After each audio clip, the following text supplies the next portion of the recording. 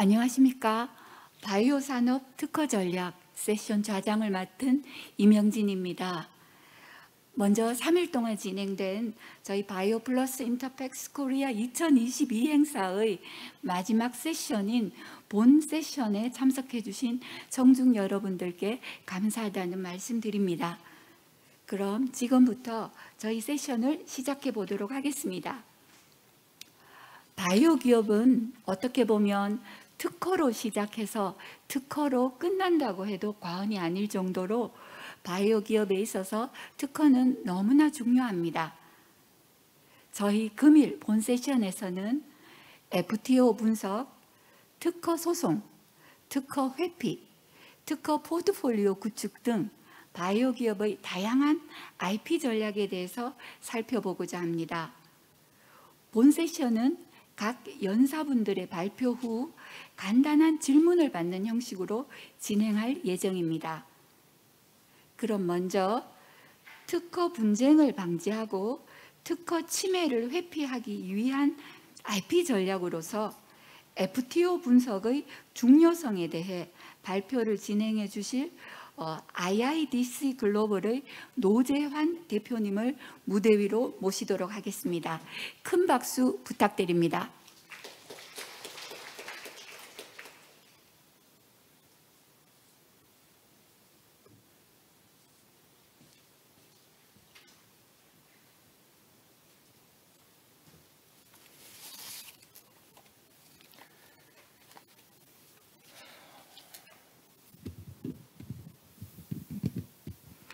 네, 안녕하세요. 방금 소개받은 IIDC 글로벌사의 노재환 대표입니다. 뒤에 분들 잘 들리십니까? 네, 그럼 발표를 시작하겠습니다.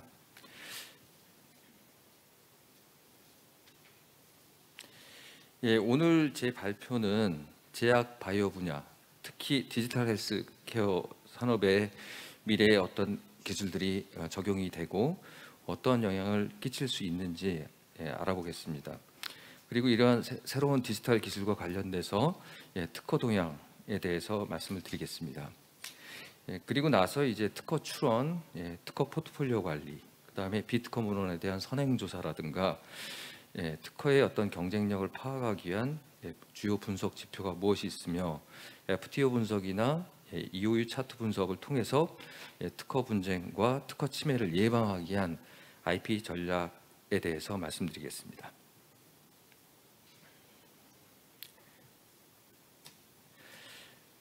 특히 요즘에 이제 그 커넥티비티 표준 기술들이 다양한 산업에 적용이 되고 있습니다. 예를 들면 바이오 분야나 디지털 헬스케어 쪽 분야에 보게 되면 그 바이오 빅데이터 플랫폼이라든가 아니면 생체 데이터 수집 시스템이라든가 관련 애플리케이션이나 스마트 인공지능 기술을 접목해서 환자의 검진을 한다거나 진단 치료 목적으로 고도화시킨 이제 AI 기반의 그 혁신 의료 시스템이라든가 스마트 헬스케어 서비스 원격 시스템 이런 다양한 그 커넥티비티 기술을 활용해서 더욱 다양한 기술들이 적용되고 있습니다. 비단 바이오 분야뿐만이 아니라 자동차 분야라든가 스마트카, 그러니까 스마트홈, 스마트팜 이런 다양한 산업 분야에 5G나 와이파이, AVC, HVC, VVC 등 다양한 커넥티비티 표준 기술이 이제 적용이 되고 있는데요. 저는 이제 특히 이제 이런 어떤 새로운 디지털 헬스케어 분야에서 이런 커넥티비티 기술에 대해서 아직까지는 좀 바이오 분야에 종사하시는 분들이 여기에 대한 어떤 중요도라든가 향후에 어떤 영향을 끼칠 건지 이런 부분에 대해서 이렇게 많이 화두가 나오지는 않는 것 같아요. 그래서 저는 좀 다른 차원에서 좀 색다르게 이 주제를 잡아봤습니다.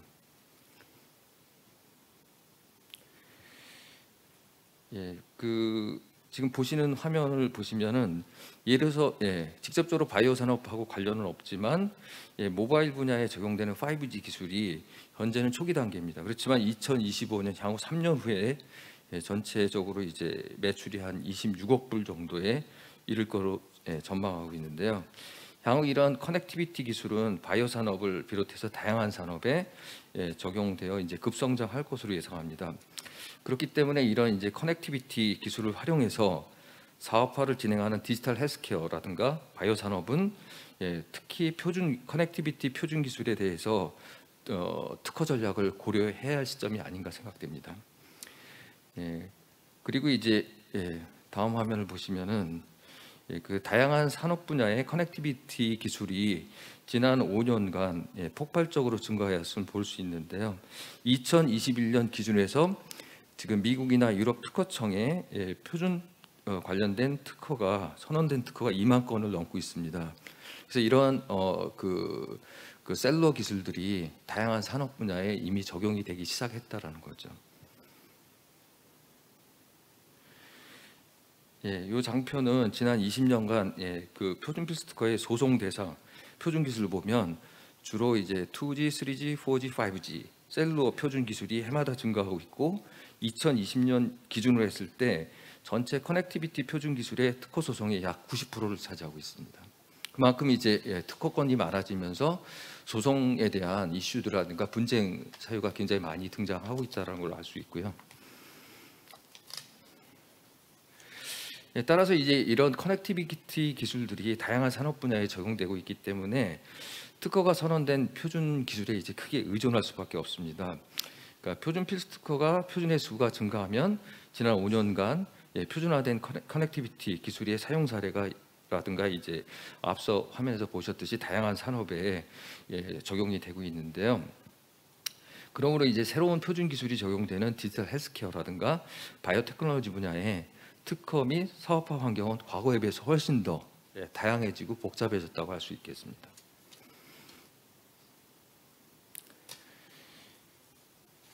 다음은 특허 분쟁이라든가 소송을 예방하기 위한 IP 전략에 대해서 말씀드리겠습니다.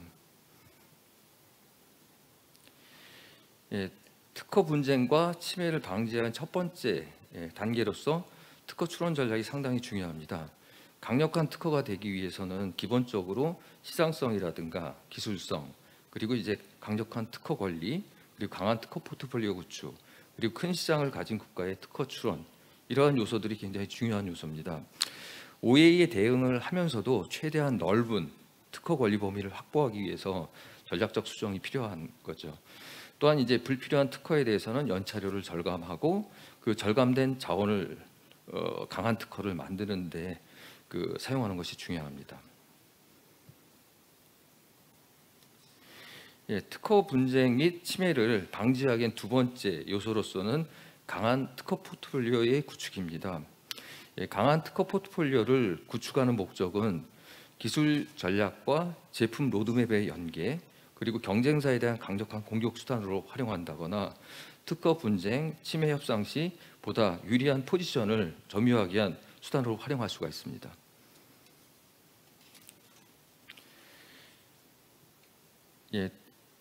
다음으로는 그다음에 이제 효과적으로 이제 특허 포트폴리오 관리를 해야 되는데요. 이때 이제 특허 포트폴리오 분류를 특허 강도에 대한 평가를 한다거나 특허 포트폴리오를 핵심 특허냐, 비핵심 특허냐, 아니면 기술 자산과 연계되지 않는 특허냐, 이런 어떤 세 분류를 해서 관리할 필요가 있고, 라이센싱 관련성에 따라서 라이센싱 관련성이 높은 특허라면 높은 특허인지, 중간에 해당되는지, 낮은 특허인지, 아니면 취하를 시켜야 하는 특허인지, 이런 분류 체계를 해서 효율적으로 관리를 해야 합니다. 다음 요소로서는 이제 특허 분쟁, 침해를 방지하기 위해 세 번째 중요한 요소인데요. 대부분 이제 특허, 특히 제약이나 바이오, 의료 분야 쪽은 그 비특허 문헌에 대한 선행 조사가 반드시 필요합니다. 예를 들면 비특허 문헌이라 함은 저널에 대한 논문이나 회의 자료, 데이터베이스, 신문 기사, 그 다음에 이제 보도 자료라든가 공개 가능한 모든 선행 기술을 포함한 문서나 간행물이 여기에 해당이 됩니다.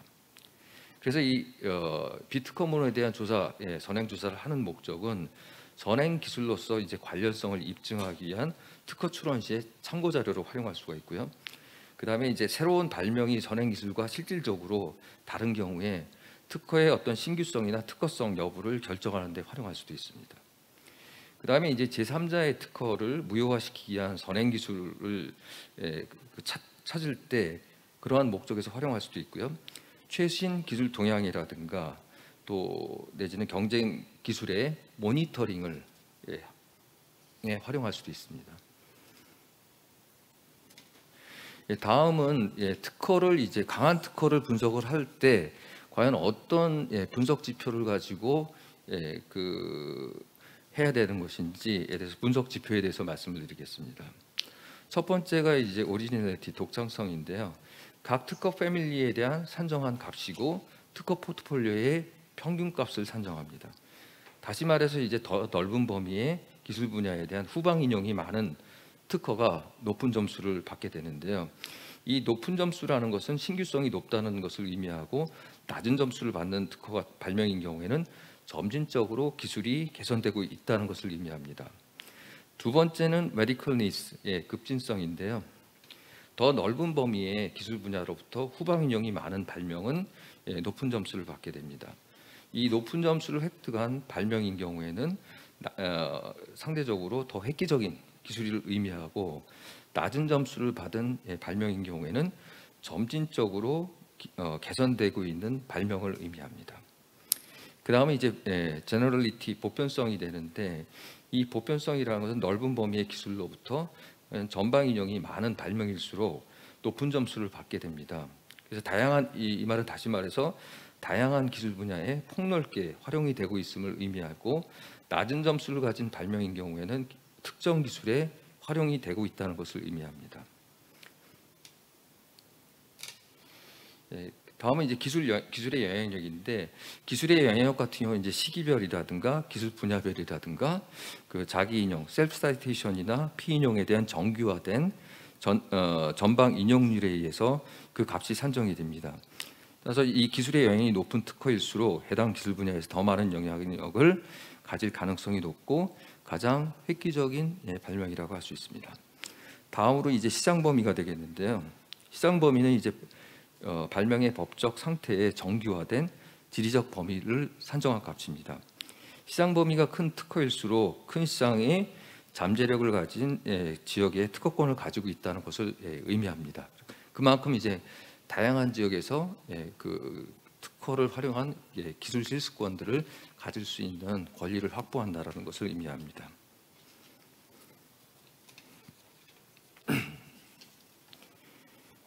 다음은 FTO 수행 전략과 절차, 방법에 대해서 말씀을 드리겠습니다. 우선 FTO 분석이 필요한 이유에 대해서 설명을 드리면 시장에 이제 신제품이나 새로운 프로세스를 출시하기 전에 타인의 권리 또는 타사의 권리를 침해하고 있지 않은지 그 기술 라이센스를 행사할 수 있는지에 대한 특허 환경을 이해하기 위해서 그 FTO 분석은 중요한데요. 선행기술 조사 및 특허 침해 조사 분석 그리고 경쟁사 제품 및 기술 개발 현황에 대한 분석은 필수적으로 이제 선행이 돼야 됩니다. 특히 FTO 분석을 통해서 시장에서 특허의 어떤 법적 지위의 안정성을 확인하고 라이센스 계약의 성공 가능성을 높이고 해외 시장 진출 시에 특허 침해 분쟁에 대한 선제적 대응을 한다거나 그다음에 청구 범위 및 유효성을 이제 판단할 수 있고 IP 포트폴리오 구축 및 R&D 방향에 대해서 설정하고 활용하는데 문에서 특허권자의 어떤 이익을 극대화시킬 수 있기 때문입니다. 다음 단계는 FTO 분석을 그러면 언제 해야 되냐? 필요한 시점에 관해서 말씀드리겠습니다. 첫 번째는 이제 그 후보 물질 스크리닝 단계입니다. 이 후보 물질 스크리닝 단계는 후보 물질이 아직 확정이 되지 않은 단계이기 때문에 그 지재권에 대한 침해 여부를 판단하기 어려운 단계입니다. 그렇지만 이미 특허가 등록된 후보 물질인 경우에 스크리닝 대상에서 제외를 시켜야 되기 때문에 불필요한 스크리닝을 방지할 수 있는 목적에서 FTO 분석이 필요한 경우가 되겠습니다. 두 번째는 이제 후보 물질 발굴 및 검증 단계에서 이 단계는 이제 후보 물질이 결정되는 단계이기 때문에 후보 물질이 제3자의 지재권을 침해하는지 여부에 대해서 검토가 반드시 필요합니다. 이 후보 물질 발굴 및 검증 단계 이후에는 그 전임상과 임상 단계에서 막대한 비용이 이제 소요가 되고 특허 침해 가능성이 있는 후보 물질에 대해서 임상 시험을 당연히 하지 말아야 되겠죠. 방지하고 불필요한 비용을 절감하는 차원에서 FTO 분석이 필요합니다. 그리고 이제 비임상 및 임상 단계에서는 후보 물질의 용량이라든가 뭐 투여 경로라든가 투여 방법의 차이라든가 독성 실험의 결과라든가 부작용, 효능에 따라서 다른 이제 특허가 존재할 수가 있기 때문에 임상 단계에서 얻은 연구 결과하고 제3자의 특허에 대한 침해 여부를 비교 검토가 반드시 필요한 단계라고 할 수 있습니다. 네 번째는 사업화 단계라고 할 수 있는데요. 사업화 단계는 결국 이제 그 모든 R&D 개발이 완료되는 시점이고 FTO 분석을 통해서 제3자의 특허 침해를 파악하더라도 침해를 회피하기 쉽지 않을 수도 있고 또 침해된 제3자의 특허를 매입하거나 라이센스 취득을 하기 어려울 수도 있습니다. 그럼에도 불구하고 침해된 IP를 매입하거나 라이센스 협상을 진행하기 위해서는 여전히 FTO 분석은 필요하다고 할 수 있습니다. 특허가 이제 출원 후 1년 6개월이 지나서 특허가 공개되기 때문에 이전에 FTO를 수행했다 하더라도 다시 한번 이런 어떤 공개되지 않은 특허에 대해서 분석이 되지 않았기 때문에 FTO 분석은 또 사업화 단계에서 추가적으로 검토가 돼야 된다라고 말씀드릴 수 있습니다. 그다음에 이제 회사가 이제 투자 유치 시점에서 특허 침해 가능성을 파악하고 특허 침해에 대한 어떤 위험 요소가 없음을 투자자에게는 확신을 시켜줄 필요가 있겠죠. 그리고 이제 상장을 한다거나 또는 M&A를 한다거나 했을 때 기술 가치 평가를 진행할 때 당연히 이제 자사의 어떤 기술 가치 증대를 시키기 위해서는 FTO 분석을 반드시 필요로 합니다. 이런 어떤 5단계에서 FTO 분석을 해야 될 필요가 있고요. FTO 분석은 한 번 하고서 끝나는 건 아닙니다. 다음은 FTO 수행 절차에 대해서 말씀드리겠습니다. FTO 수행 절차의 첫 단계가 분석 대상에 대한 기술이나 제품에 대해서 딥다이브하게 심층 분석 검토를 해야 되고요. 그리고 이제 관련된 대상 기술이나 제품에 관련된 키워드를 이제 생성하고 기술과 제품 분류를 통해서 최적의 이제 어떻게 FTO 분석을 수행할 건지에 대한 분석 전략을 수립하는 단계입니다. 그 다음 단계로서 이제 대상 기술 범위에 있는 관련 특허를 파악하고 관련 특허의 어떤 명세서 조사 및 분석을 진행하고 마지막 단계로서 이제 기술과 제품별 분석 보고서를 작성하게 됩니다. 다음은 FTO 분석 방법에 대해서 말씀드리겠습니다. 조사 대상 기술을 이제 분류를 하게 되는데 예를 들어 의약품 같은 경우에는 조사 대상 기술을 제품 기술과 제조 기술로 나누어서 이제 분류를 합니다. 그다음에 이제 특허 침해 판단 대상 기술이 뭔지를 정확히 정의하고 대상 기술에 대한 어떤 사업화의 관련성이 높은 주요 국가들의 특허 분석을 이제 수행합니다. 일반적으로 이제 5국 특허라고 해서 미국, 유럽, 일본, 중국, 한국 이렇게 5국 특허를 많이 하지만 제품과 기술에 따라서 특수 지역, 개별국에 대한 FTO 분석을 하는 경우도 있습니다. 그 다음에 이제 핵심 특허의 어떤 누락을 방지시키기 위해서 가능한 광범위한 검색 전략을 수립할 필요가 있고요.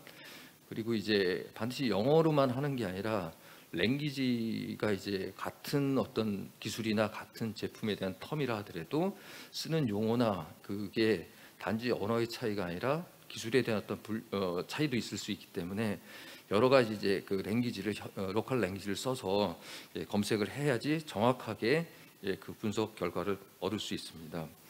그리고 이제 침해 정도에 따라서 핵심 특허냐, 준핵심 특허냐, 아니면 참고 특허냐 분류를 하고 추출을 해서 특허의 어떤 침해 가능성이 만약에 확인이 되는 경우에는 적합한 무효화 조사를 한다거나 아니면 무효화 소송 전략을 수립을 해야 됩니다.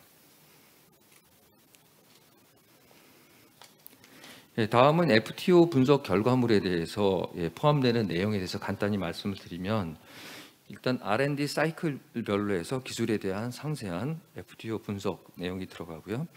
그다음에 이제 특허 침해 가능성이 높은 핵심 특허에 대한 심층 분석과 대응 방안이 포함이 됩니다. 그리고 제품별, 기술별, 생산 기술별 FTO 분석을 하게 되고요. 또한 국가별로 해서 FTO 분석을 하고 대응 방안 마찬가지로 도출을 합니다. 그리고 이제 FTO 분석 결과를 요약한 서머리와 이 FTO 분석을 수행한 전문가의 의견이 제시돼서 포함이 된다고 할 수 있습니다.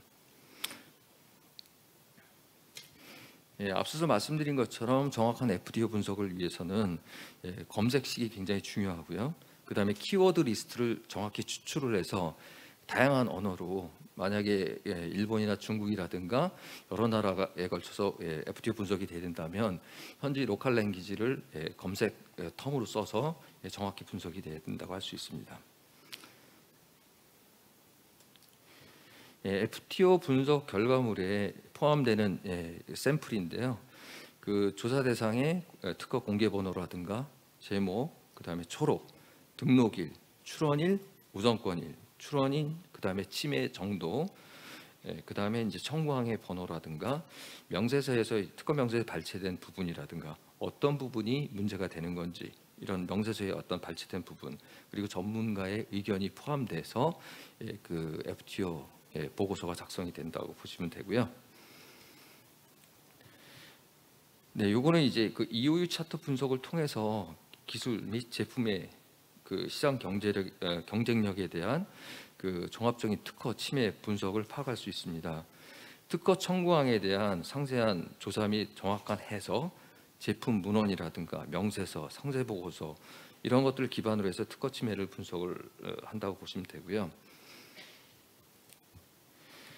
그러면 FTO 분석을 통해서 어떤 기대 효과가 있는지에 대해서 말씀드리겠습니다.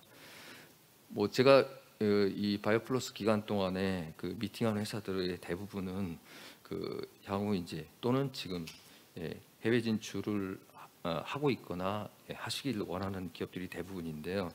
이런 이제 그 해외 진출 시 발생할 수 있는 특허 분쟁에서 그 협상의 우위를 확보하기 위한 어떤 중요한 데이터로 활용할 수도 있고요. 또한 이제 다양한 진출 국가에서 기술 라이센싱 아웃을 한다거나 제품을 출시할 때 관련 특허의 침해 위험성을 파악하고 대응할 수 있는 전략에 수립을 할 수 있습니다. 예를 들어서 제가 이제 그 수행하던 그 고객사 의료기 회사가 하나 있었는데요.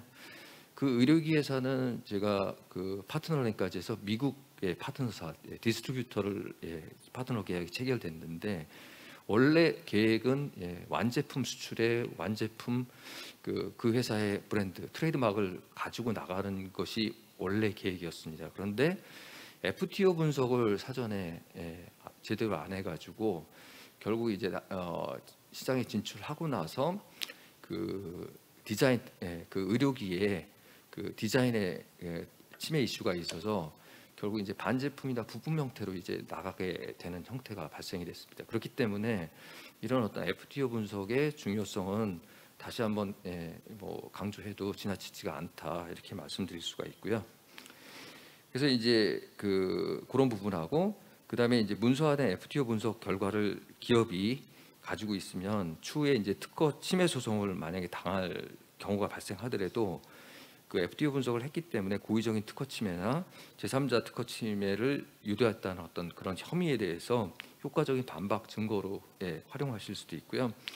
만약에 FTO 분석한 후에 특허 침해가 성립했다는 그러니까 뭐 전문가 의견을 듣고 나서 시정 조치 취하지 않을 경우에, 이건 미국의 경우에 특히 좀 스트릭트한데요. 추후 이게 이제 고의로 그 특허 침해를 했다는 혐의를 받을 수 있으니까 이런 부분에 FTO 분석을 하시고 나서는 문제점은 반드시 보완을 하셔야 된다라고 말씀드릴 수 있습니다. 결론적으로 결국은 이제 그 현재 그 여러 이제 여기 참석하신 회사들의 그 연구 개발하고 계시는 기술이 됐든 제품이 됐든 이런 FTO 분석을 통해서 그 분석된 결과를 가지고 이런 어떤 필요하다면 뭐 기술 변경이 됐든 제품의 어떤 디자인의 변경이 됐든 이런 것들이 이제 이루어져야지 그 특허 침해에 대한 위험성을 완화시킬 수가 있고, 또한 이제 전문가의 어떤 검토를 통해서 특허 침해에 대한 그 가능성을 낮추고 그런 어떤 회피 전략이나 이런 것들을 이제 해야 되는데, 사실 회피 전략이 현실적으로는 굉장히 쉽지 않습니다. 그래서 이제 특허권자로부터 뭐 적극적으로 특허를 매입을 한다거나 아니면 라이센스를 취득을 한다거나 뭐 경우에 따라서 저희 고객사 같은 경우는 그 아까 말씀드렸던 디자인 특허 침해 이슈가 있었던 회사가 굉장히 럭키한 케이스였는데요. 특허 존속 기간이 얼마 안 남아서 다행스럽게도 한 1년 후에 그 문제는 해결이 됐습니다. 그래서 이런 어떤 존속 기간이 길지 않은 경우라면 특허 만료 시까지 기다릴 건지에 대해서 한번 검토를 하셔야 됩니다. 이상으로 제 발표를 마치겠습니다. 감사합니다. 네, 대표님 발표 감사합니다. 지금 시간이 좀 많이 초과되어 가지고요. 질문은 한 분 정도만 받도록 하겠습니다. 네. 네, 잘 들었습니다. 그 좀 전에 그 예시로 드신 그 의료기기 디자인 그 특허 침해 때문에 그래서 완제품을 반제품으로밖에 할 수 없었던 그 회사는 아예 초기에 어떤 그 특허 그 변리서한테 이미 그 진단을 받고 했을 텐데, 그죠? 지금 이제 나중에 지금 대표님께서 또 새로 이제 그 고객으로 이제 마주 들이시면서 이제 고쳐 나간 케이스인데, 그 원래 회사가 애초부터 더 나은 특허, 아예 FTO를 염두에 두고 특허를 내지 않았던 케이스가 되는 건가요? 그게 첫 번째인데, 두 번째는 그 FTO를 하는 변리사무소급이 좀 다른가요? 그래서 뭐 FTO를 분석하는 어떤 기본적인 메커니즘은 크게 다르지 않습니다. 그런데 이제 아까도 말씀드린 것처럼 FTO 분석은 한 번 하고서 끝나는 건 아니죠. 왜냐하면 새로운 특허들이 등장하게 되고, 더군다나 이제 그 저희 고객사는 이제 상용화 단계, 이미 그 미국 FTA로부터 의료기 승인을 획득을 한 상태였기 때문에 수출이 가능했는데, 저는 이제 그 파트너링을 프로젝트 수행하면서 몇 번 사실은 말씀드렸어요. 그러니까 그 FTO 분석을 한번 해봐야 되는 게 아니냐라고 이제 레코멘데이션을 좀 여러 번 했었는데, 뭐 이전에 이제 분석한 결과에 대해서 침해 이슈가 없었기 때문에 그대로 진행해도 무방하다라는 게 이제 그 담당하시는 분의 입장이었고요. 결국은 이제 실질적으로 그 수출이 되기 시작했을 때 상대가 수출되기 전에 샘플링 테스트를 했을 때 그 단계에서 그 디자인 부분에 이슈가 좀 등장을 했고, 그 회사에서 적극적으로 이제 그 디자인에 대한 어떤 특허 침해 조사를 해보니까 침해 이슈가 발견이 돼서 결국은 이제 완제품 수출이 안 됐던 거죠.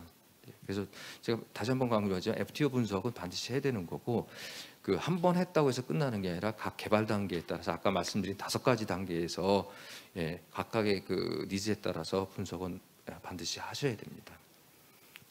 예, 시간 관계상 일단은 더 질문이 있으시겠지만 개별적으로 노재현 대표님께 질문해 주시기 바랍니다. 대표님 감사합니다. 다음 연자분을 소개해 드리겠습니다. 다음으로는 제네릭 바이오시밀러 관련 특허 심판 소송에서의 판단 기준의 변화에 대해서 박종혁 특허법률사무소의 박종혁 대표 변리사님께서 발표를 진행해 주시겠습니다. 큰 박수 부탁드립니다.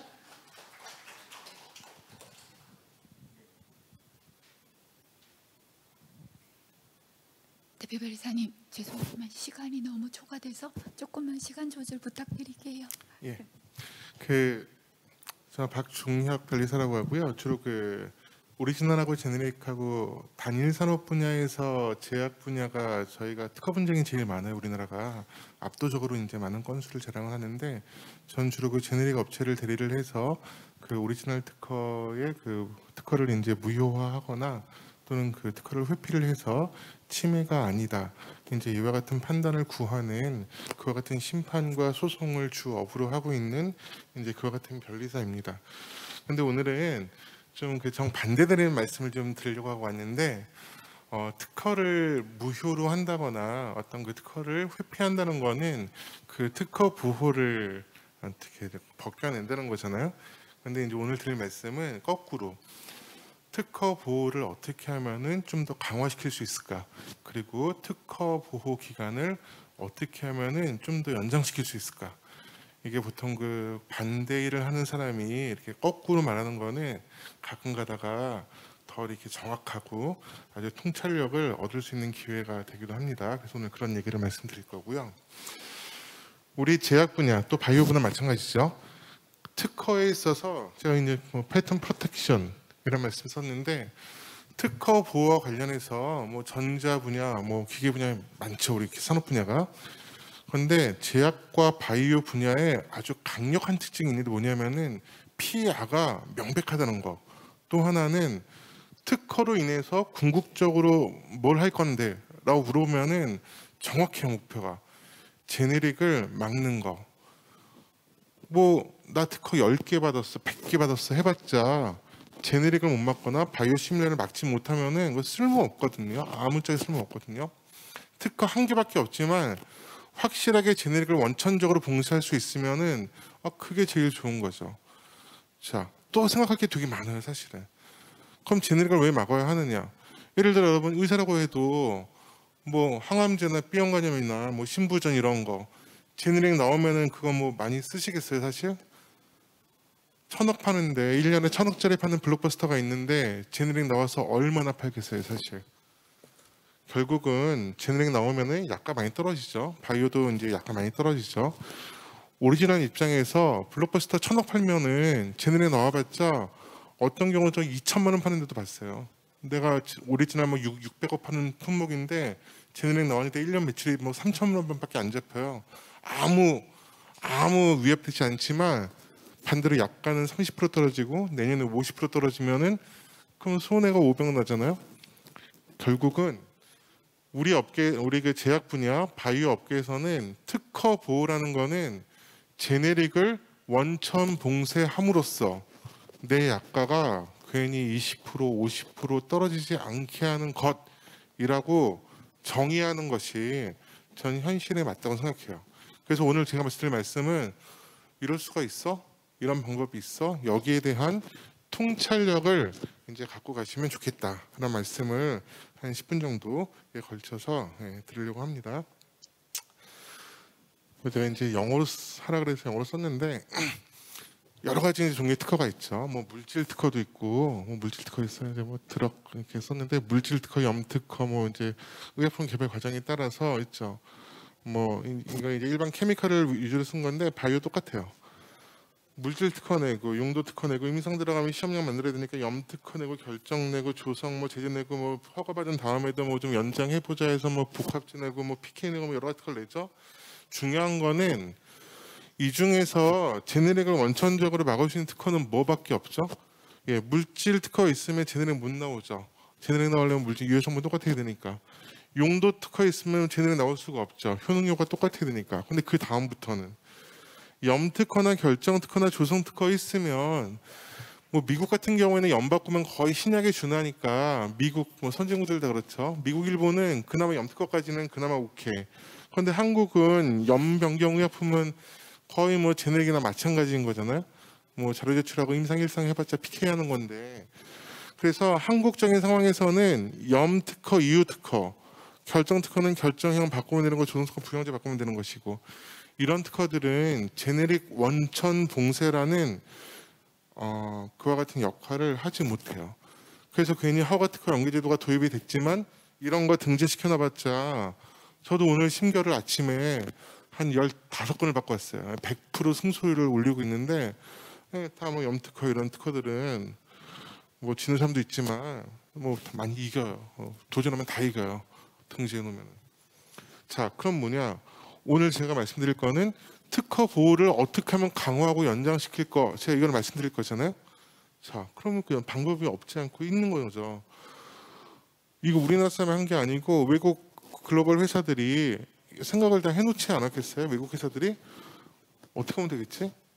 결국은 물질 특허나 용도 특허나 제네릭을 막는 거잖아요. 그러면 제네릭 나오는 기작을 생각을 하시면 되는 거죠. 나오는 기작을 아주 간단하게, 아주 기초부터 시작을 하는 거죠. 기초부터 좀 복잡하게. 처음에 제네릭 나오려면 어떻게 해야 되죠? 처음에 오리지널이 있고, 제네릭이 나오려면 어떻게 해야 돼요? 일단 용출을 맞춰야 되잖아요. 용출을 맞춰야 되고 생동에서 동등 나와야 되는 거죠. 뭐 딴 것도 뭐 맞출 게 있죠. 약사법상에서 요구하는 기준. 제네릭 의약품 또는 바이오시밀러가 나오기 위해서 약사 관련 법률에서 요구하는 사항들이 있잖아요. 그 길목을 막으면은 제네릭이 못 나오는 거잖아요. 그래서 우리는 특허얘기라고 있으니까 뭘 이용해서 특허를 이용해서 제네릭을 허가받지 못하게 하는 생각을 몇십 년 전부터 한 거예요. 그래서 그와 같은 방법들이 1단계, 2단계, 3단계, 4단계로 업그레이드 되어 온 것이죠. 그럼 제일 처음 했던 기본적인 거, 용출을 특허를 잡으면 되겠구나 해서 이 같은 용출 특허가 있어요. 30분에 70% 이상 용출되는 것을 특징으로 하는 뭐뭐 조성물, 무슨 성분 몇 미리 포함하고 무슨 성분 몇 미리 포함하는데 30분에 무슨 용출 조건에서 70% 이상 뭐 용출되는 조성물. 이게 특허가 돼요. 실제로 특허가 되면은 이런 특허는 아무도 회피를 못하죠. 이거는 무효로 하지 않으면은 전혀 나올 수가 없어요. 그래서 실제로 이 야지정에 관련 특허인데 무효 심판했다가 1심에서는 다 지고 2심에서 절반 이겼다가 이제 대법원에서 이제 합의를 해서 결국 제네릭이 못 나온 품목들인 거죠. 특히 좀 이따 말씀드릴 건데 한국에서 점점 특허권자한테 유리하게 판단을 해주고 있는 상황이란 말이죠. 그러면은 특허 무효가 옛날처럼 잘 안 된다는 거예요. 이런 특허를 취득한 상태에서 특허 무효가 미국, 일본처럼 잘 안 되는 상황이 된다면은 특허 보호 기간이 늘어날 수 있는 거죠. 자, 용출만 그런 것인가? 생동을 맞춰야지 뭐 바이오 시밀러가 됐건 아니면 제네릭이 됐건 나올 수가 있는 거죠. PK 자체를 잡는 특허도 있어요. 몇 시간 이후에 뭐 CMX가 얼마고 AUC가 얼마인 걸 특징으로 하는 거. 이게 하나 옥시코돈 사건인데 이것도 역시 회피가 안 되니까 무효 심판했다가 대법원까지 가서 무효가 안 돼서 이제 약간 옛날 사건이지만 몇 억을 물어내고서는 끝난 사건이죠.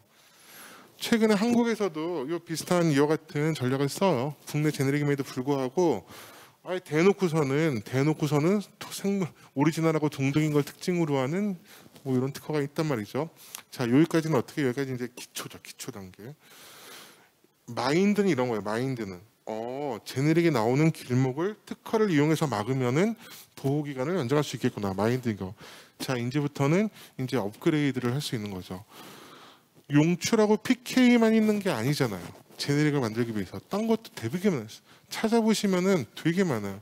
바이오는 아마 더 많을 것 같은데 예를 들면 레일라 특허인데 보시면 생약이란 말이죠. 생약 같은 경우에는 사실 뭐 이런 쫙 이렇게 이제 유해 성분이 있고 그 다음에 보면은 아칸토사이드 D가 이제 여기 그 오가피 성분인데 아칸토사이드 D가 뭐 0.01% 이상인 걸 특징으로 조성을 돼 있는데 딱 보면은 그래? 그럼 난 요거 아칸토사이드 D를 0.01 중량 % 이하 포함시켜야지 뭐 이렇게 생각할 수 있는데 이거는 오리지널 특허가 그 뭐 유해 성분 별규에 이거 써 있어요. 기시법이 들어가 있는 거죠. 별규에 들어가 있어요 이게.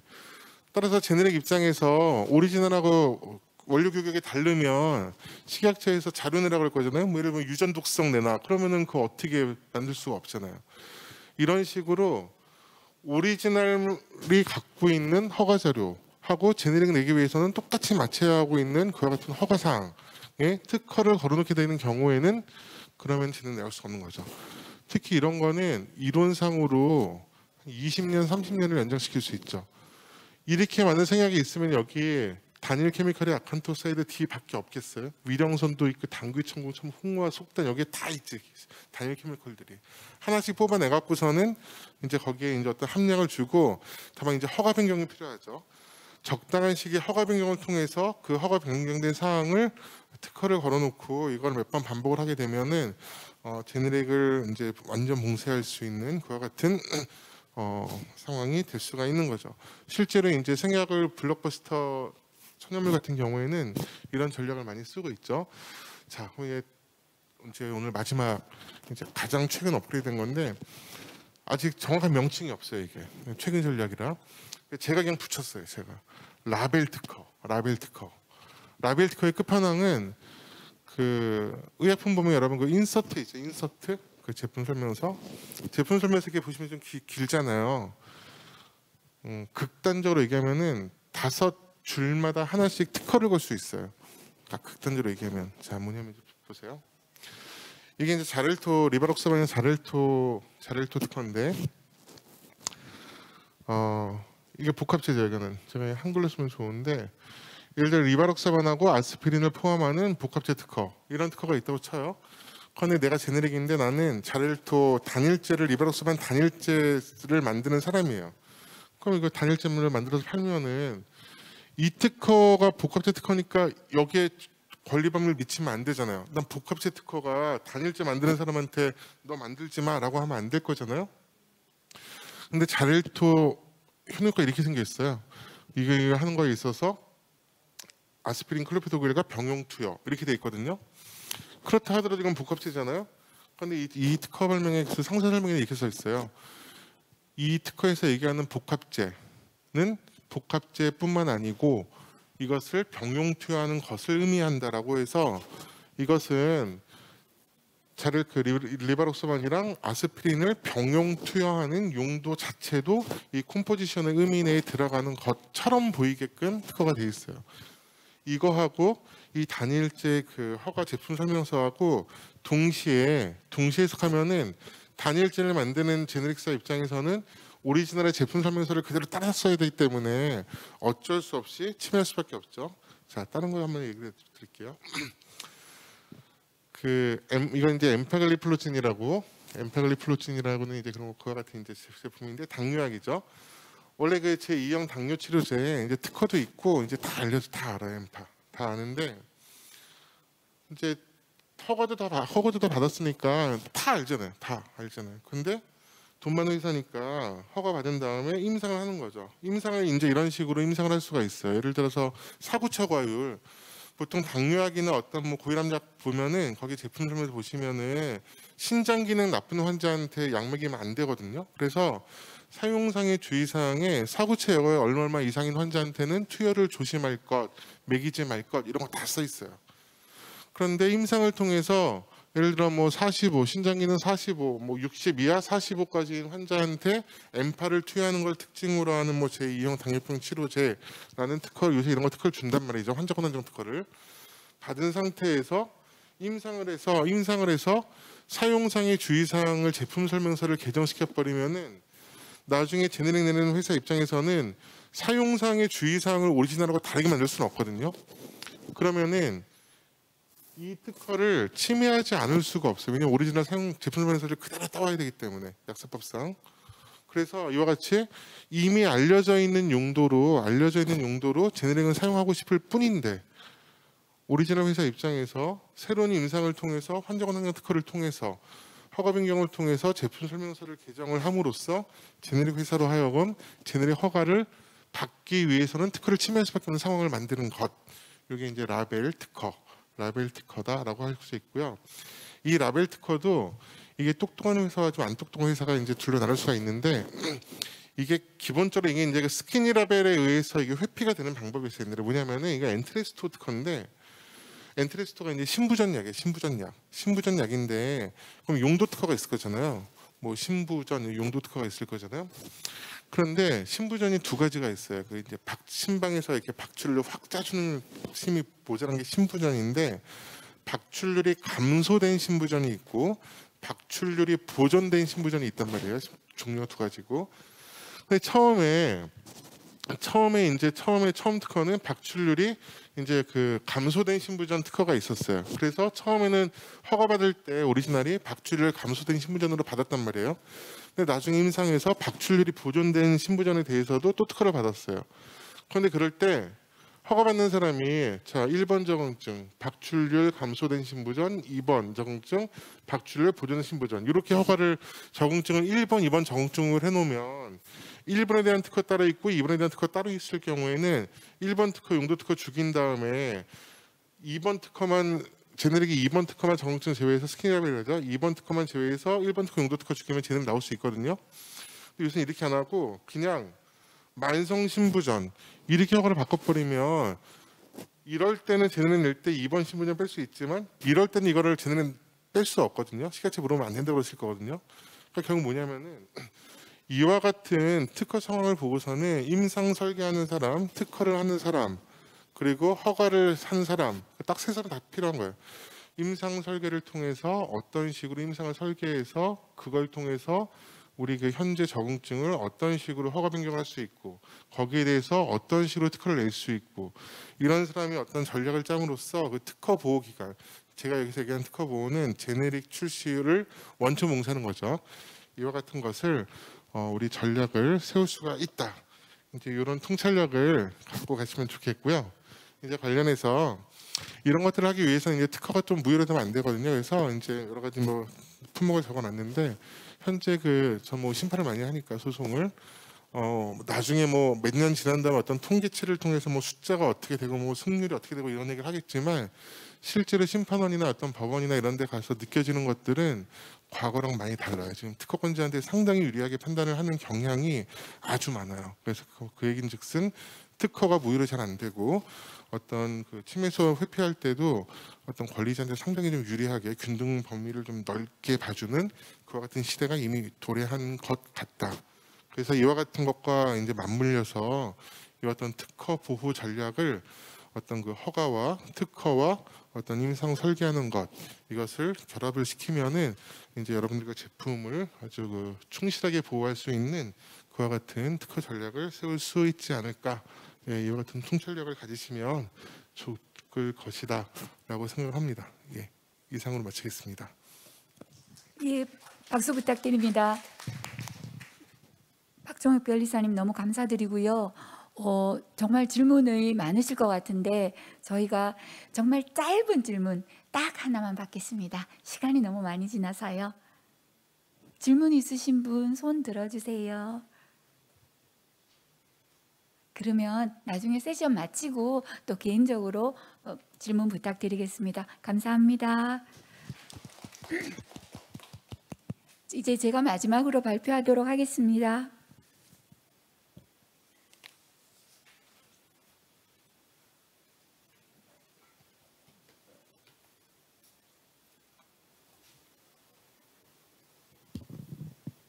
저는 오늘 세포치료제에 관해서 말씀드리려고 합니다. 세포치료제는 너무 잘 아시다시피 최근에 국내랑 글로벌 바이오 제약사들이 가장 관심을 가지고 연구와 개발을 주력하고 있는 그런 분야 중 하나입니다. 그래서 제가 이제 오늘 어떤 걸 말씀드릴 거냐면 세포 유전자 치료제의 개발, 특허 동향, 그 다음에 지금 이제 시판되고 있는 그 치료제들의 특허 포트폴리오가 어떻게 구축되어서 그 다음에 특허 회피, 제3자 특허 회피를 방지하고 그 다음에 강한 특허 장벽을 어떻게 구체적으로 확립했는지를 조금 설명드리려고 하는데요. 지금 시간이 앞에서 많이 지나갔기 때문에 제가 준비한 자료를 앞부분은 좀 스킵하고 특허 쪽을 중심으로 조금 상세하게 설명드릴 수 있도록 하겠습니다. 제가 계속 스킵하겠습니다. 예, 특허 부분부터 제가 말씀을 드리겠습니다. 이 부분은 다 스킵하고요.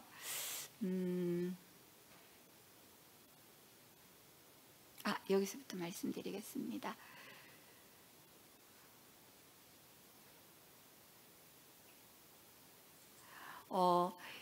세포 유전자 치료제 글로벌 특허 동향을 20년을 저희가 볼 것 같으면은요, 2010년까지는 꾸준히 그냥 별 변화가 없습니다. 2010년까지는.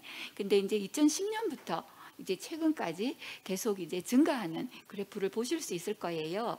그리고 이제 누가 가장 특허 출원을 많이 했는지 출원 건수로 20년 동안 그걸 살펴볼 것 같으면 보시는 바와 같이 미국이 가장 많이 했고요. 그 다음에 우리나라가 그 뒤를 따르고 있습니다. 근데 우리나라 그래프 저 파란색으로 된 거를 조금 눈여겨보시면 우리나라 같은 경우에는 2009년 을 기점으로 굉장히 출원이 증가하고 있어요. 세포 유전자 치료제가. 근데 더욱 특징은 2009년부터 우리나라가 막 증가하면서 최근에를 보면은 미국보다도 우리가 더 많이 출원하는 걸로. 그래서 세포 유전자 치료제 쪽으로 연구 개발이 굉장히 많이 되고 출원도 많이 되고 있다. 이렇게 보시면 될 것 같아요. 그러면 특허 출원인을 중심으로 저희가 한번 분석을 해봤을 때 지난 20년간 글로벌 탑 애플리컨트를 보면은 미국 보건복지부, 그다음에 미국 캘리포니아 대학, 그리고 일본의 다케다 제약이 해외 출원인으로는 빅3로 저희가 파악이 됐습니다. 국내를 볼 것 같으면 서울대학교, 가톨릭대학교, 삼성생명재단이 탑으로 지금 저희가 세 개를 저희가 이제 분류를 했습니다. 그다음에 이제 정말로 이게 정말 IP 스트래러지를 제가 구체적으로 좀 설명드릴 텐데요. 지금 세포 유전자 치료제 중에서 또 많이 관심이 있고 최근에 킴리아가 또 보험도 적용되고 이래가지고 굉장히 관심이 있는 CAR-T 세포 치료제 분야 관련해가지고 제가 특허 전략을 좀 말씀드리려고 합니다. 지금 보시는 이 장표는 FDA에 승인된 CAR-T 치료제 6개를 보시고 계십니다. 이 6개 중에 보시면 CD19을 표적으로 하고 있는 게 4개고요. 그 다음에 또 다른 2개가 지금 있고요. 그래서 제가 오늘은 뭘 가지고 말씀을 드리려고 하면 CD19으로 표적을 해서 시판 허가를 받은 저 4건에 관해서 어떻게 되는지 구체적으로 그 중에서도 2개에 관해서 제가 집중해서 오늘 설명을 드릴 겁니다. 일단 여기를 보시면 CD19을 같은 타겟으로 하고 있는 이 4개의 약물을 보시면요, 이 각각의 구성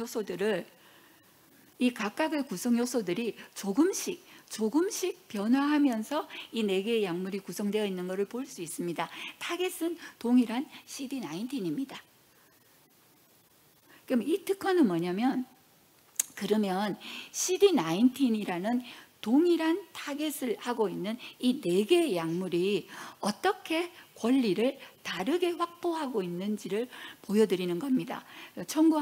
대표 청구항을 등록된 대표 청구항을 제가 보여드립니다. 자, 같이 한번 보면은요, 지금 맨 위에 있는 게 킴리아죠.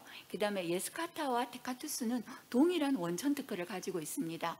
그 다음에 이게 브레안지일 거예요. 아마 제가 지금 글씨가 조금 그런데 보시면 조금 주의해서 여기서 뭘 보셔야 되냐면 예스카타와 테카투스 이 동일한 원천 특허를 보시면 출원일이 1993년입니다.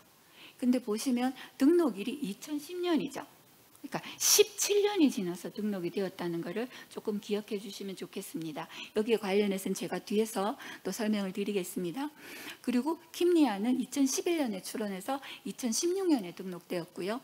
브레안지는 2003년에 출원해서 2008년에 등록이 되었습니다. 그러면 출원 일자, 날짜를 중심으로 봤을 때 예스카타 원천 특허가 가장 빠르고 그 다음에 브레안지, 그 다음에 킴리아입니다. 그러면 이걸 한번 볼게요. 어떻게 권리를 확보했는지를 한번 볼 것 같으면 상세하게는 설명드릴 수 없지만 일단 제가 파란색으로 조금 표시했는 걸 가지고 말씀을 드리겠습니다. 일단은 1993년에 출원한 이 최초의 CAR-T 이 특허 같은 경우는 여기 보면 구성 요소들을 특별히 한정하고 있지를 않습니다. 근데 브레안지를 보면 그 다음 특허인데요, 일단은 서열로 한정한 게 뭔가 보여요. 그 다음에 킴리아 특허를 보면 서열도 한정하고 타겟도 한정했습니다. 그럴 수밖에 없겠죠. 후속 특허니까. 그래서 이거는 전체적으로 CD19을 타겟으로 하는 CAR-T셀 세포 치료제가 전체 대표 청구항이 어떻게 되어 있는지를 보여드리는 겁니다. 구체적으로 예스카타 1993년에 출원한 최초의 이 특허를 제가 조금 설명드리겠습니다. 이 특허는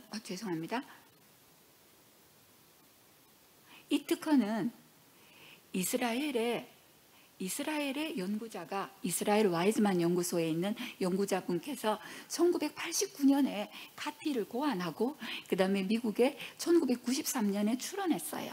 그래서 그 권리자 히스토리를 보면 맨 처음에는 이 연구자분이 그 어사인이 권리자로 되어 있어요. 그러다가 이제 세월이 지나서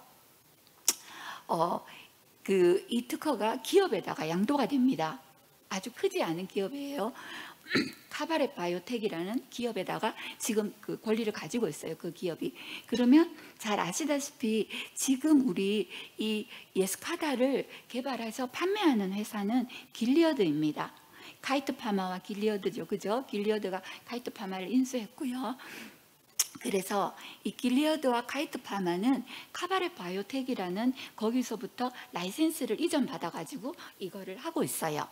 그렇게 하고 있는데 이 특허는 93년에 출원했고 그다음에 2010년에 등록을 받았고 특허 존속 기간을 보면 2031년이에요. 이게 어떻게 이런 일이 일어날 수 있는가를 제가 조금 설명드리면 1995년 6월 8일을 기점으로 해가지고 1995년 6월 8일 이전에 출원한 특허는 특허 존속 기간의 기산일이 특허 등록일이었어요. 1995년 6월 8일 이후에 출원한 특허는 특허 존속 기간의 기산일이 지금처럼 특허 출원일이었어요. 그렇기 때문에 93년에 출원했는데 등록은 2010년에 받았죠. 왜 그랬겠습니까? 특허 존속 기간을 늘리려고. 왜냐하면 특허 등록일로부터 17년이었거든요. 옛날에는. 지금은 출원일로부터 20년이죠. 그죠? 그래서 예전에 제가 미국에 있을 때는 50년 동안 특허를 안 받은 것도 한번 봤어요. 그래서 특히 미국은 잘 아시다시피 뭐 CA 출원이라든가 Continuation Application, 그다음에 CIP, Continuation in Part Application, 이렇게 CA나 CIP 미국만 가지고 있는 특허 출원 제도가 있습니다. 끊임없이 특허가 계류 중이면 보완을 할 수 있고, 그래서 예전에 저기 등록일로부터 17년일 그 시절에는 특허 출원인의 어떤 상황과 목적에 따라서 특허 등록을 끊임없이 지연시키는 그런 전략을 했었습니다. 근데 지금은 이제 그럴 수가 없게 됐어요. 출원일로부터 20년이기 때문에. 그래서 이 특허는 이제 그런 히스토리를 가지고 있고요. 그다음에 또 하나는 이제 이 특허는 93년에 아까 말씀드린 것처럼 93년에 이 연구자가 이 박사님께서 출원을 하신 거라 가지고 또 그리고 그 당시에 어떤 상황도 있었겠죠. 패밀리 특허를 9개국에 16 패밀리 특허밖에 출원을 하지 않았어요. 우리나라에도 없어요. 이 패밀리 특허는 없어요. 이 원천에. 그래서 좀 이따가 제가 말씀드린 킴리아 특허랑 어떻게 다른지를 조금 기억하셨다가 그때 한번 비교를 하시면 좋을 것 같아요. 그래서 이제 이게 에스카다 특허고요. 그다음에 이제 여기서 제가 이제 전략에 관해서 지금 말씀을 드릴 건데요.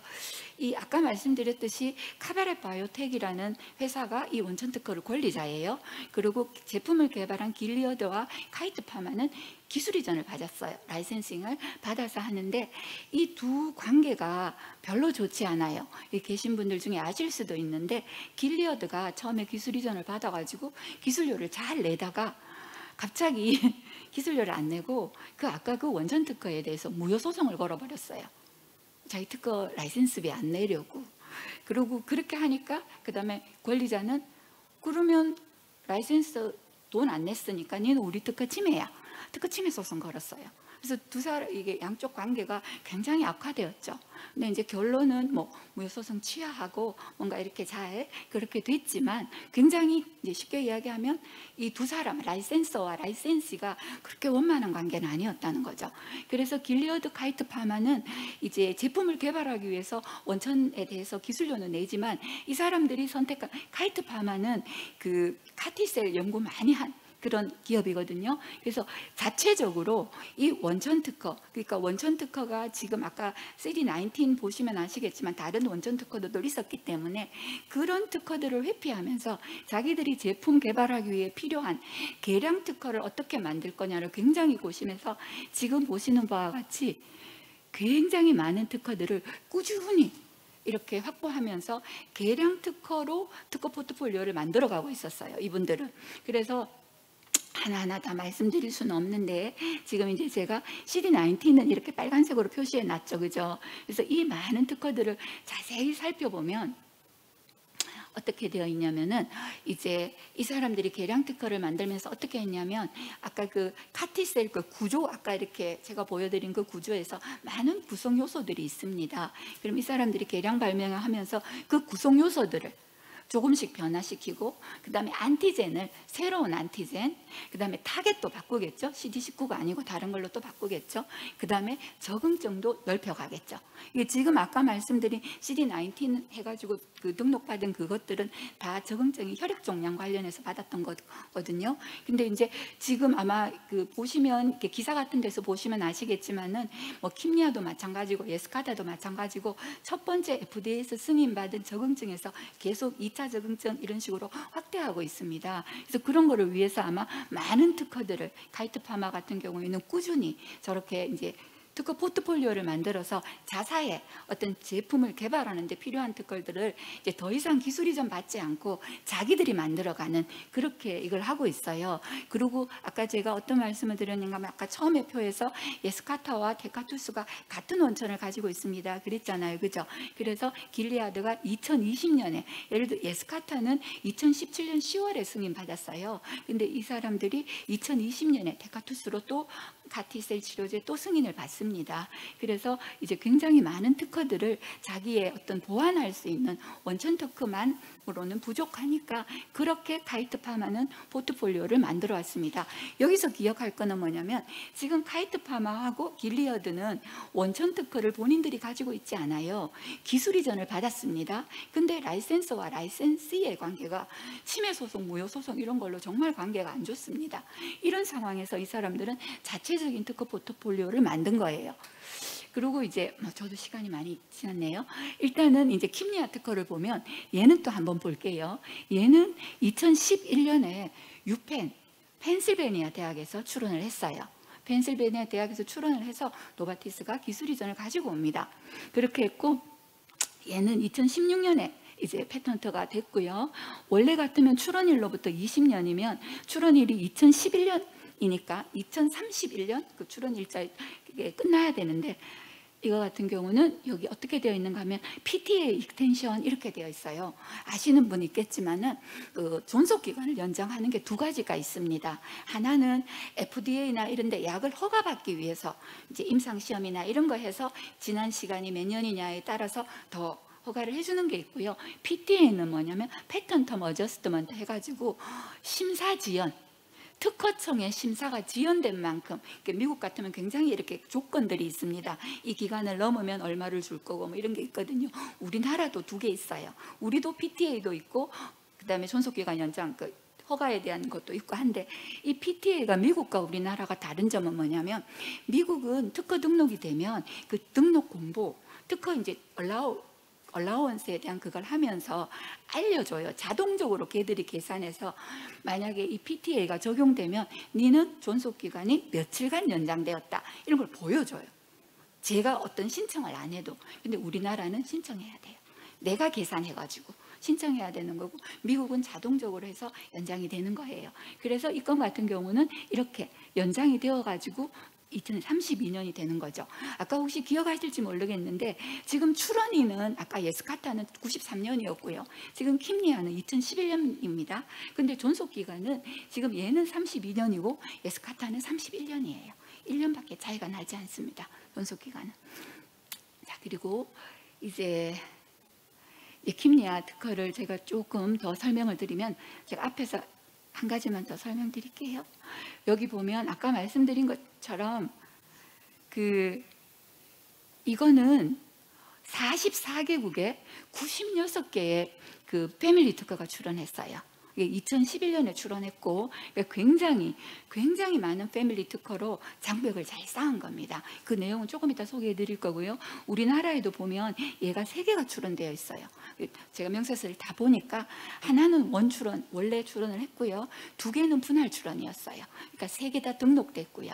그래서 우리나라는 지금 그런 상황이었고, 자 그러면 이제 아까 그 예스카타와 다르게 킴리아 이쪽은 어떻게 특허 포트폴리오를 구축했을까?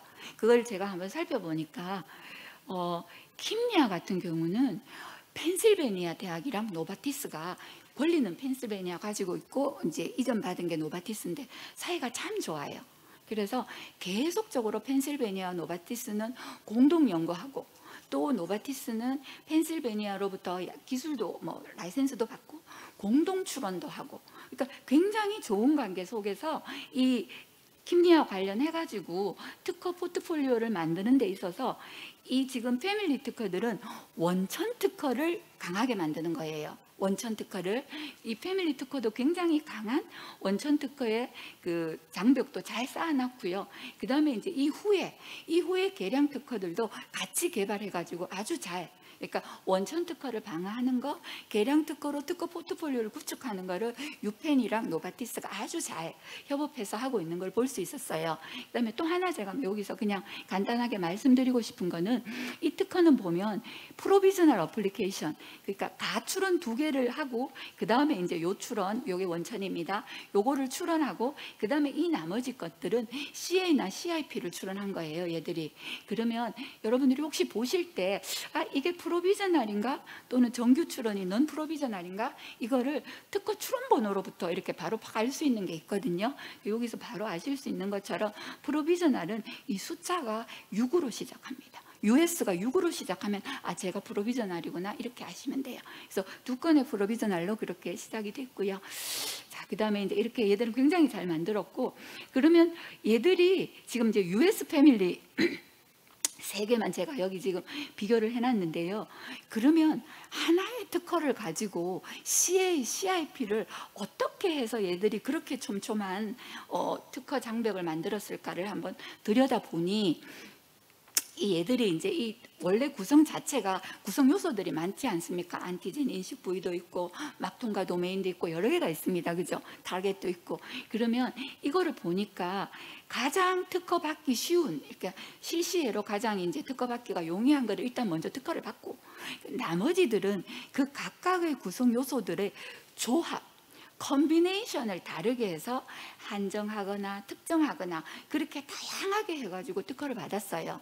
근데 이제 이거를 하려면 어떻게 해야 되는가 하면, 그 우리나라 말로 특허청에 특허가 계류 중, 죽지 않아야 돼요. 특허가 종료됐다는 거는 뭐냐면 특허가 완전히 거절 결정이 확정되었거나 아니면 특허 등록이 되었거나, 그거는 특허가 종료된 거예요, 절차가.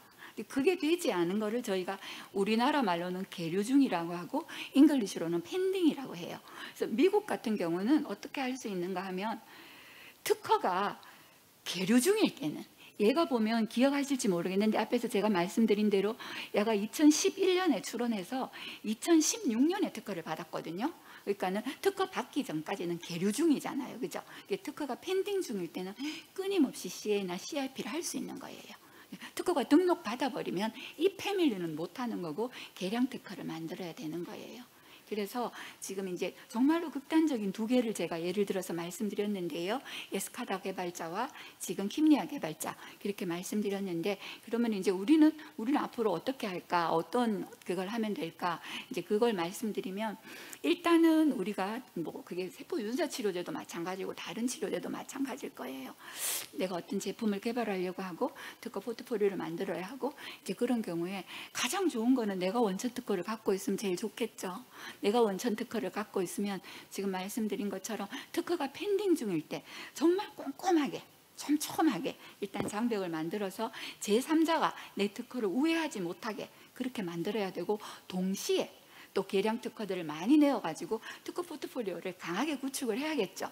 근데 내가 원천 특허를 갖고 있지 않고 내가 라이센스를 받았다.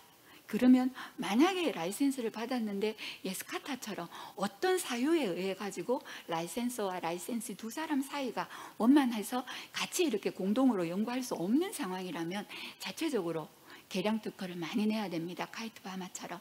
근데 이제 노바티스처럼 원만한 관계에 있다면 같이 해야죠. 같이 원천 특허도 강하게 만들고 그다음에 계량 특허도 많이 내어가지고 특허 포트폴리오를 구축하는, 그러니까 그 처한 상황에 우리 회사가 지금 어떤 거기에 맞추어서 가장 적절한 방법을 택해야 되고요. 그다음에 제품을 개발할 때 아까 박종욱 대표 변리사님 또 그런 말씀을 하셨는데, 또 앞에 노부 대표님도 마찬가지고 저희가 사실은 벤치마킹을 좀 많이 해야 됩니다. 앞에서 어떻게 했는지, 앞에서 이걸 어떻게 만들었는지. 지금 제가 시간 관계상 아까 상세하게 설명 안 드렸는데, 그러니까는 뭐 계량 발명할 때는 여러 가지가 있습니다. 용법 용량도 있고요, 제조 방법도 있고요. 어쨌든 그런 부분들을 다 벤치마킹해서 우리한테 가장 적합한 모델을 우리가 이제 찾아내야 되겠죠.